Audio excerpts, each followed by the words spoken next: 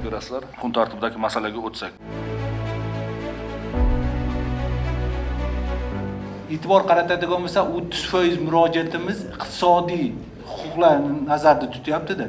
Hech bir tahlil qildingizmi, qanchasi shuni biznes ombudsmanga taalluqli? 284 ta ekologiya sohasi bo'yicha murojaatlar bo'ldi dedingiz. Ekologiya sohasi bo'yicha murojaatlarda ko'proq qaysi muammolar ko'tarilgan? Oldin daraxt kesish masalasicha ko'pincha ko'tarilardi. Hozir ham shunaqa tendensiya yoki moyillik saqlanib qoldimi yoki o'zgarishlar bormi?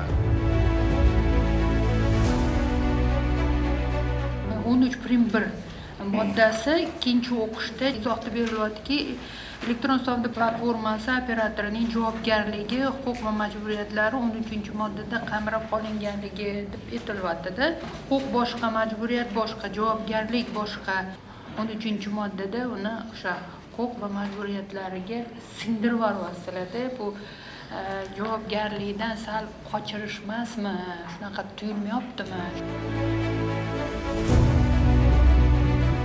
Ma'muriy sud ishlarini yuritish to'g'risidagi kodeksga 11.1 modda kiryapti-ku, ishonchning huquqiy himoyasi. Mana shu moddaning huquqiy oqibati yoki normani yuklamasi nimadan iborat? U qanday, buni kirgandan keyin qanday huquqiy oqibatlar masalan tartibga solinyapti yo nima uchun kerak bu norma?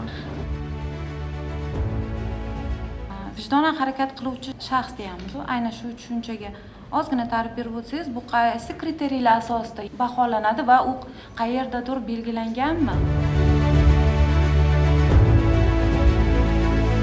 Jinoyatlarni endi bitta bobga joylashtirgandan keyin jinoyat konstruksiyasi bo'yicha joylashtirish tartibi bor-da. Bu yerda so'ramoqchi bo'lganim, jamoat xavfsizligi, aholi genofondiga qarshi, jamoat tartibiga qarshi yangi bob nomlanishga joylashtirayotgan jinoyatlarni joylashuvi og'iridan yengiliga qarab joylashtirish inobatga olinganmi?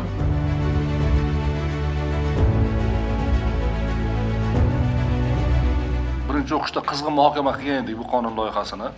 Aynan Sapargul Shamshetovna, Oybek Rahimovich birinchi tahrirdagi o'sha yangi kiritilayotgan aholi salomatligi va genofondiga qarshi jinoyatlar degan o'sha birinchi bir modda bo'yicha juda ko'p savollar yuzaga kelgan edi. Mana ikkinchi o'qishda ko'rib turibmiz, bu bo'lim chiqarib tashlandi. Fraksiyamizning savollari va takliflari inobatga olingandan xursandmiz. O'ylashimcha bu to'g'ri qaror bo'lgan. Qo'mita tomonidan ikkinchi o'qishda ma'qullash va palata kun tartibiga kiritish. Mazkur taklifdan ovoz yo'qayman, rozilar munosabat bildirsangizlar.